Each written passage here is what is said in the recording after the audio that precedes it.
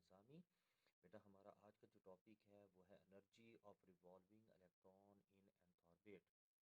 हम इलेक्ट्रॉन की एनर्जी को फाइंड आउट करेंगे nth ऑर्बिट में, और nth से मुराद नंबर ऑफ ऑर्बिट है, वो 1 भी हो सकता है, 2 भी हो सकता है, 3 and so on up to infinity. Bohr's ने अपने मॉडल में हाइड्रोजन एटम का इस्तेमाल किया, और ये भी याद रखना बेटा, हाइड्रोजन जो बोहर्स एटॉमिक मॉडल है ये सिर्फ और सिर्फ हाइड्रोजन एटम के लिए एप्लीकेबल होता है। हाइड्रोजन एटम के सेंटर में जो न्यूक्लियस होता है उसके अंदर एक प्रोटॉन होता है, और उसके बाहर सर्कुलर ऑर्बिट में एक इलेक्ट्रॉन होता है जो रिवॉल्व करता है।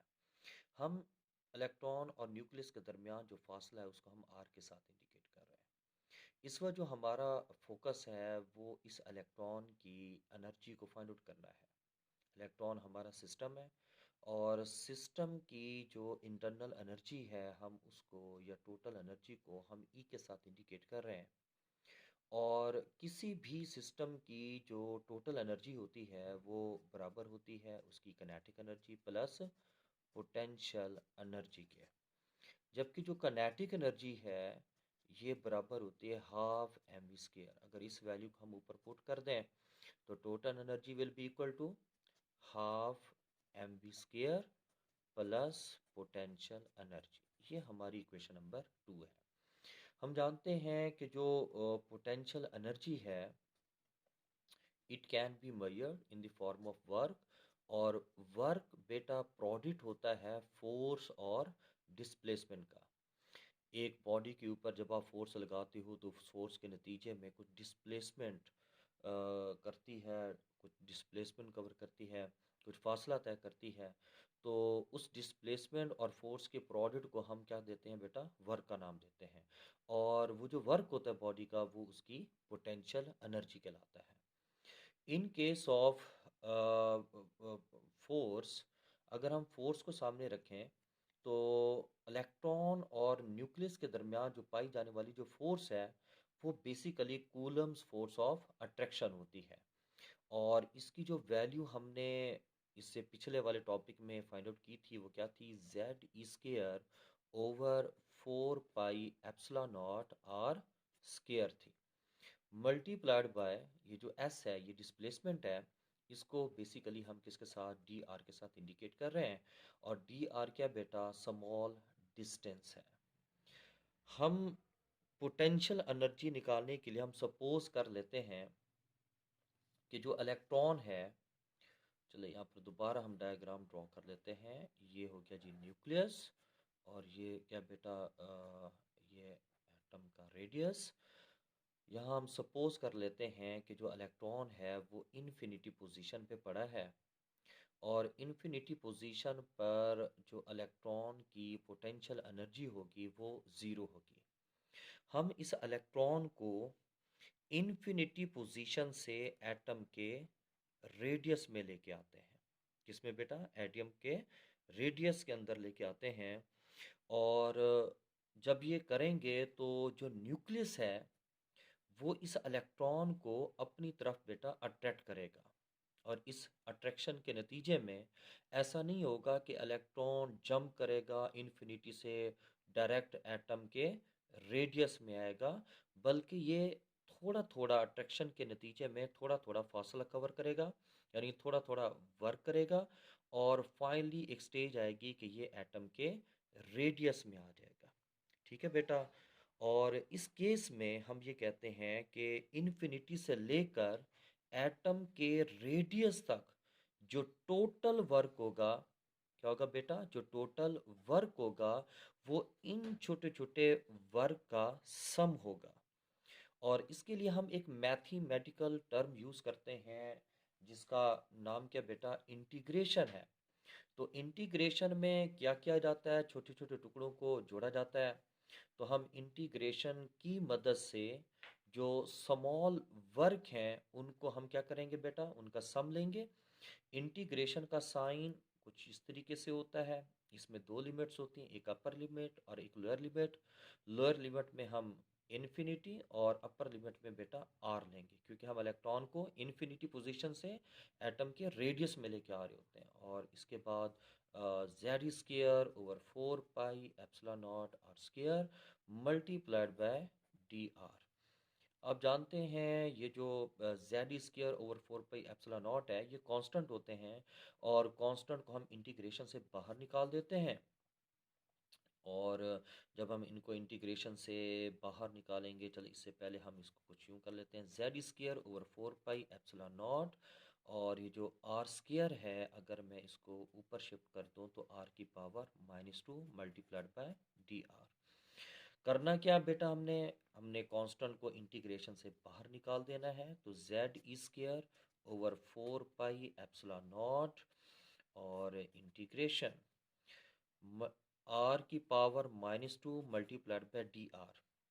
हमने क्या करना है बेटा, इस वैल्यू को इंटीग्रेट करना है, और इंटीग्रेशन का जो फार्मूला होता है उस केस में जब इसको इंटीग्रेट करेंगे तो हम डबल लाइन यूज़ करेंगे, और जो लिमिट्स हैं इनको राइट साइड पे पुट कर देंगे, और कुछ इस तरीके से हम इसको इंटीग्रेट करेंगे कि आर की जो पावर है उसके अंदर +1 ऐड करेंगे और उसी वैल्यू पे उसको डिवाइड कर देंगे। कुछ इस तरीके से आर की पावर -2 है, इसमें +1 ऐड करके जो वैल्यू बन रही है इसी वैल्यू पे हम इसको डिवाइड कर देंगे। ठीक है बेटा, ये इंटीग्रेट करने का तरीका होता है।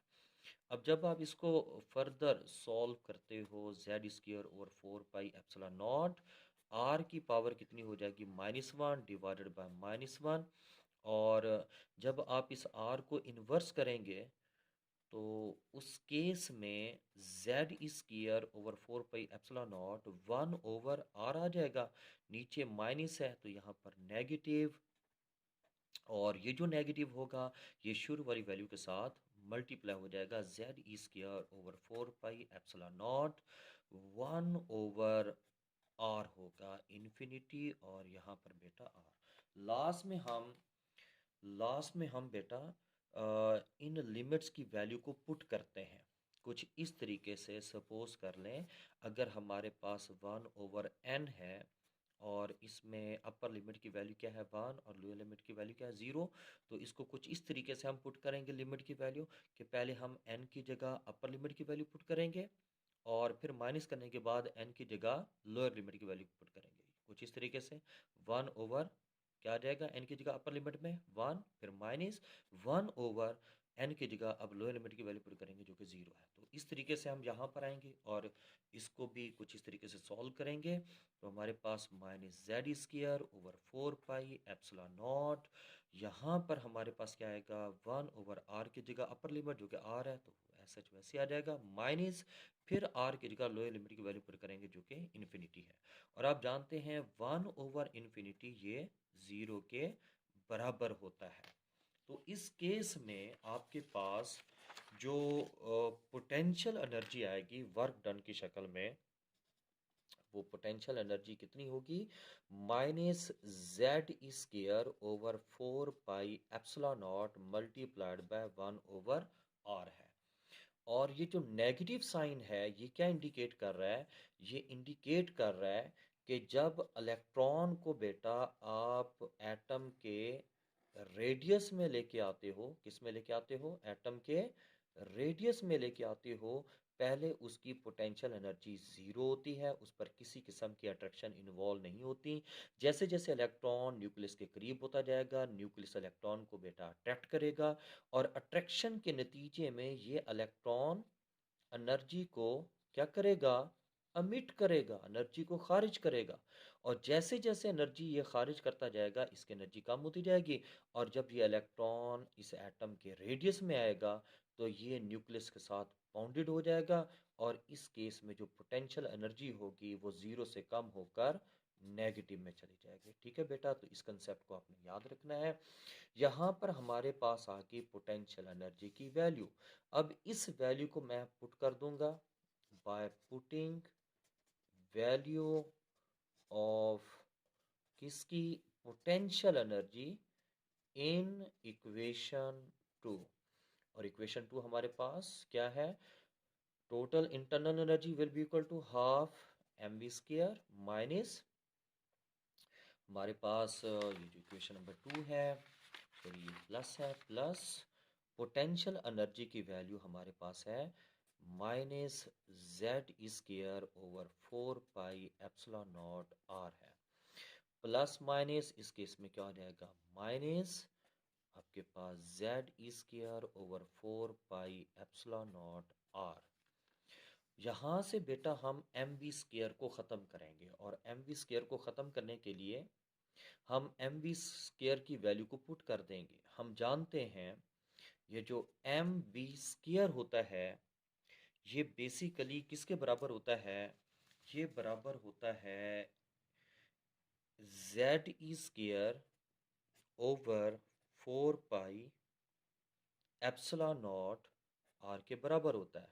ये वैल्यू आपने रेडियस ऑफ रिवॉल्विंग इलेक्ट्रॉन में निकाली थी जब कूलम्स फोर्स ऑफ अट्रैक्शन में आपने सेंटीपिटल फोर्स को सेंट्रीफ्यूगल फोर्स के बराबर किया था। तो आपके पास ये वाली वैल्यू होती है। तो आपने करना क्या है, अब एम वी स्क्वायर की जगह आप इस वैल्यू को पुट कर देंगे तो ई किसके बराबर होगा, हाफ, और एम वी स्क्वायर की जगह वैल्यू पुट करेंगे Z square over 4 pi epsilon naught, यहाँ पर आ गया बेटा R, minus Z square over 4 pi epsilon naught R आ जाएगा। 2 4 से मल्टीप्लाई खाएगा तो टोटल एनर्जी किसके बराबर होगा, Z square over 8 pi epsilon naught R minus Z square over 4 pi epsilon naught R. अब जो हमने क्या लेना है, एलसीएम, और जब आप एलसीएम लेंगे तो ये कितना आएगा, 8 पाई एप्सिलॉन नॉट आर। आप पहले इसको नीचे वाले को डिवाइड करेंगे एलसीएम के साथ, जो आंसर आएगा वो ऊपर वाले से मल्टीप्लाई कर देंगे। तो इसको जब डिवाइड करेंगे आपका आंसर कितना आएगा, 2, और 2 को ऊपर वाले के साथ मल्टीप्लाई कर देंगे तो आपके पास 2 जेड स्क्वायर माइनस यहाँ पर क्या आ जाएगा, जेड स्क्वायर, तो प्लस माइनस माइनस, तो minus Z square over 8 pi epsilon naught R आ गया।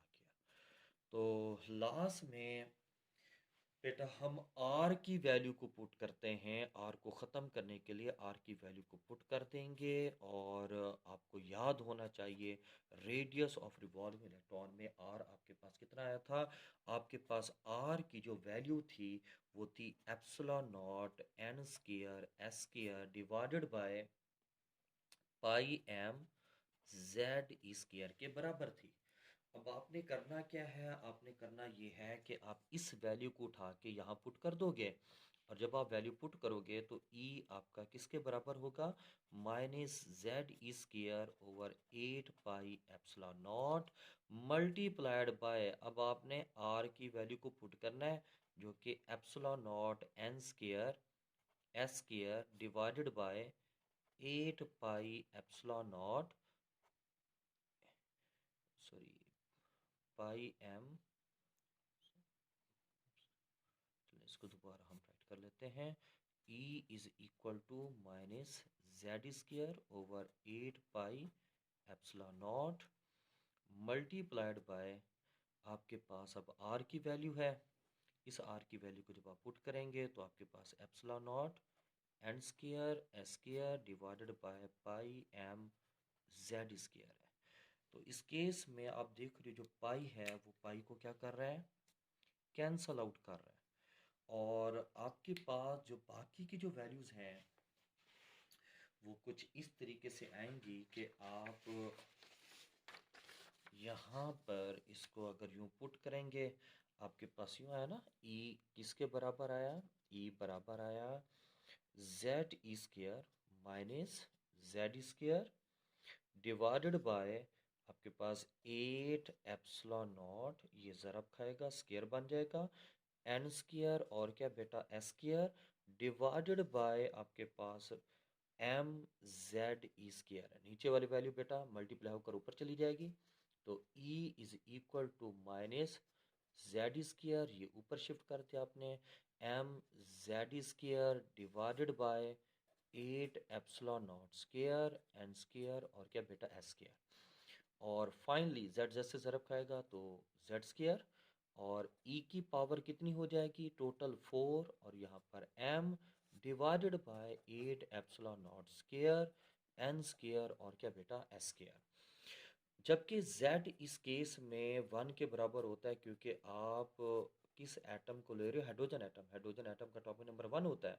तो जब वैल्यू 1 पुट करेंगे तो Z क्या हो जाएगा? यहाँ से एलिमिनेट हो जाएगा, ख़त्म हो जाएगा। तो E will be equal to आपके पास E की पावर माइनस E की power 4m divided by 8 epsilon naught square n square और क्या बेटा एस स्क्वायर। तो ये जो E की पावर 4 है, m है और divided by 8 epsilon naught square और बेसिकली इसमें क्या था बेटा एस स्क्वायर, ये तमाम के तमाम कांस्टेंट पैरामीटर हैं। ई चार्ज ऑन इलेक्ट्रॉन है, एम क्या मास ऑफ इलेक्ट्रॉन है, एप्सिलॉन नॉट परमिटिविटी कांस्टेंट होता है और एच क्या बेटा प्लांक्स कांस्टेंट है। जब आप वैल्यू पुट करते हो तो आपका जो आंसर आता है वो ऑलमोस्ट कितना 2.178 multiplied by 10 to raise power minus 18 joule के बराबर होता है। जब आप कांस्टेंट की वैल्यू पुट करेंगे तो आपके पास E किसके बराबर होगा? माइनस, क्योंकि यहाँ पर शुरू में नेगेटिव आ रहा है, तो minus 2.178 multiplied by 10 to raise power minus 18 multiplied by 1/n का स्क्वायर, क्योंकि यहाँ पर सिर्फ n बच रहा है जो वेरिएबल होता है और आपका यूनिट किस में आ जाएगा? जूल के अंदर। तो इस इक्वेशन की मदद से बेटा आप इस इक्वेशन की मदद से हाइड्रोजन एटम में मौजूद इलेक्ट्रॉन की एनर्जी को फाइंड आउट कर सकते हो। तो मैं यहाँ पर लिख सकता हूँ फॉर हाइड्रोजन एटम। लेकिन ज़्यादातर जो आप यूज़ करते हो ना, उसमें एनर्जी का जो यूनिट होता है वो किलो जॉल पर मोल होता है। तो उसमें आप एक एटम के बजाय आप एक मोल की टर्म यूज़ करते हो। फॉर 1 मोल ऑफ हाइड्रोजन, अगर आपके पास 1 मोल हाइड्रोजन हो तो उस केस में आपके पास एनर्जी की इक्वेशन क्या आएगी? तो आपने करना क्या बेटा, ये जो वैल्यू है -2.178 multiplied by 10 to raise power -18, आप इसको मल्टीप्लाई कर दोगे किसके साथ? 1 मोल है तो इसके लिए आप मल्टीप्लाई कर देंगे एवोगैड्रोस नंबर के साथ। जॉल को किलो जॉल में कन्वर्ट करना हो तो उसको 1000 पे आप डिवाइड कर देते हो। और आपको पता है बीच में यहाँ पर क्या रह जाता है? N square. और आपका जो यूनिट होगा वो किस में आ जाएगा? किलो जूल पर मोल के अंदर आ जाएगा। ठीक है। और जब आप इसको मल्टीप्लाई डिवाइड करेंगे आपका जो आंसर होगा वो ऑलमोस्ट कितना आ जाएगा? -13.315 डिवाइडेड बाय एन स्क्वायर और किलो जूल पर मोल। ठीक है बेटा, तो ये वो इक्वेशन है जिसकी मदद से आप इलेक्ट्रॉन की एनर्जी को फाइंड आउट कर सकते हैं कि वो फर्स्ट ऑर्बिट में कितनी एनर्जी रखता है, सेकंड ऑर्बिट में, थर्ड ऑर्बिट में एंड सो ऑन। इस वक्त हम सपोज कर लें फर्स्ट ऑर्बिट में इलेक्ट्रॉन की एनर्जी को निकालना चाहते हैं तो हम एन की वैल्यू 1 पुट करेंगे और जब ऐसा होगा तो हमारे पास वैल्यू कितनी आएगी? तो इंटरनल एनर्जी या total energy of electron present in first orbit will be equal to 13.315 divided by n की जगह उसकी वैल्यू पुट करेंगे 1, तो आपका आंसर कितना आ जाएगा? -13.315 किलो जॉल पर मोल। और ये जो वैल्यू है बेटा ये एक्सपेरिमेंटल वैल्यू के बराबर होती है, करीब करीब होती है, क्योंकि अगर आप इलेक्ट्रॉन को निकालना चाहते हैं ना फर्स्ट ऑर्बिट में, हाइड्रोजन के फर्स्ट ऑर्बिट में इलेक्ट्रॉन को निकालना चाहते हैं तो आपको कितनी एनर्जी देनी पड़ेगी, जिसको आयनाइजेशन एनर्जी का नाम देते हैं, वो इतनी होती है। तो इससे साबित ये हो रहा है कि जो वर्क बोहर्स ने किया था वो एक्सपेरिमेंटल वैल्यू के बहुत करीब करीब आता है। तो ये एक बेस्ट एक्सपेरिमेंटल वर्क है। इसी तरह अगर हम सेकंड ऑर्बिट में इलेक्ट्रॉन की एनर्जी को निकालना चाहते हैं तो उसके लिए हम 13.315 डिवाइडेड बाय एन की वैल्यू कितनी पुट करेंगे? 2। और जब आप इसको सॉल्व करेंगे तो आपका जो आंसर आएगा वो ऑलमोस्ट 328.32 माइनस 328.32 किलो जॉल पर मोल के बराबर होगा। इसी तरह अगर आप थर्ड ऑर्बिट में इलेक्ट्रॉन की एनर्जी निकालना चाहते हो तो अगेन आप क्या करोगे? आप एन की वैल्यू 3 पुट कर दोगे और इस केस में आपका आंसर जो आएगा वो -145.92 किलो जॉल पर मोल। इसी तरह अगर आप चौथे ऑर्बिट में इलेक्ट्रॉन की एनर्जी को निकालना चाहते हो तो आपके पास इस केस में 13.315 डिवाइडेड बाय n की वैल्यू 4 पुट करेंगे, स्केयर और फाइनल E4 में वैल्यू आपके पास -82.08 किलो जॉल पर मोल। तो हम क्या देख रहे हैं कि जैसे जैसे हम हायर ऑर्बिट की तरफ बढ़ते जा रहे हैं तो एनर्जी की वैल्यू भी बढ़ती जा रही है। चौथे ऑर्बिट में इलेक्ट्रॉन को निकालने के लिए इतनी एनर्जी देनी पड़ेगी, तीसरे ऑर्बिट में इलेक्ट्रॉन को निकालने के लिए इतनी एनर्जी देनी पड़ेगी। यहाँ एनर्जी ज़्यादा, यहाँ एनर्जी कम। इसकी वजह क्या होती है बेटा? जो इलेक्ट्रॉन न्यूक्लियस के करीब करीब पाए जाते हैं उन पर न्यूक्लियस की अट्रैक्शन ज़्यादा होती है। कुछ इस तरीके से ये पहला ऑर्बिट है, ये दूसरा है, ये तीसरा और ये क्या बेटा चौथा। अगर आप यहाँ से इलेक्ट्रॉन को निकालना चाहते हैं तो यहाँ न्यूक्लियस की अट्रैक्शन बहुत ज़्यादा है पड़ी, तो यहाँ से इलेक्ट्रॉन को निकालने के लिए ज़्यादा एनर्जी देनी पड़ेगी। और जो इलेक्ट्रॉन यहाँ पर पड़ा है वहाँ न्यूक्लियस की अट्रैक्शन कम होती है, वहाँ से इलेक्ट्रॉन को निकालना थोड़ा आसान होता है। अगर आप दो ऑर्बिट में एनर्जी डिफरेंस लेना चाहते हो तो E2 माइनस E1, E2 की वैल्यू आपने कितनी निकाली थी वो आपको मालूम होनी चाहिए। वो है 328.32, और इसको आपने क्या करना है, माइनस करना है E1 में से, जबकि E1 कितना बेटा -13.315। जब आप इसको माइनस माइनस प्लस हो जाएगा, जब सॉल्व करेंगे तो आपका आंसर कितना आएगा 984.99 किलो जॉल पर मोल। इसी तरह अगर आप थर्ड ऑर्बिट की एनर्जी को सेकंड ऑर्बिट की एनर्जी से माइनस करते हैं तो आपके पास -145.92 ये थर्ड ऑर्बिट की एनर्जी की वैल्यू है।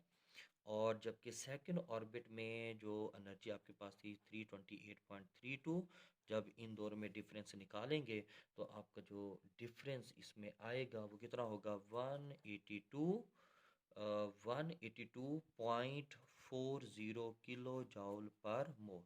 तो इससे रिजल्ट क्या मिल रहा है? आपको रिजल्ट ये मिल रहा है कि जैसे जैसे आप हायर ऑर्बिट की तरफ बढ़ते जाते हो जो एनर्जी डिफरेंस होता है एडजेसेंट ऑर्बिट का वो कम होना शुरू हो जाता है। तो लोअर ऑर्बिट में जो एनर्जी डिफरेंस होता है वो ज़्यादा होता है, और हायर ऑर्बिट में जो एनर्जी डिफरेंस होता है वो बेटा कम होना शुरू हो जाता है। इसकी वजह आप जानते हैं कि जो इलेक्ट्रॉन न्यूक्लियस के करीब पड़े होते हैं उन पर न्यूक्लियस की अट्रैक्शन बहुत ज़्यादा होती है, वहाँ से इलेक्ट्रॉन को निकालना बहुत मुश्किल होता है। और जैसे जैसे बेटा इलेक्ट्रॉन न्यूक्लियस से दूर होता जाता है वहाँ से इलेक्ट्रॉन को निकालना आसान होता है। तो इस केस में हमारे पास जो ऑर्डर आएगा वो E2 माइनस E1 ज़्यादा होगा E3 माइनस क्या बेटा E2, और इसी तरह ये ज़्यादा होगा E4 माइनस E3 से, और ये प्रोसेस जारी रहेगा। और ये हमारा बेटा आज का टॉपिक था। आई थिंक आपको ये क्लियर हो चुका होगा।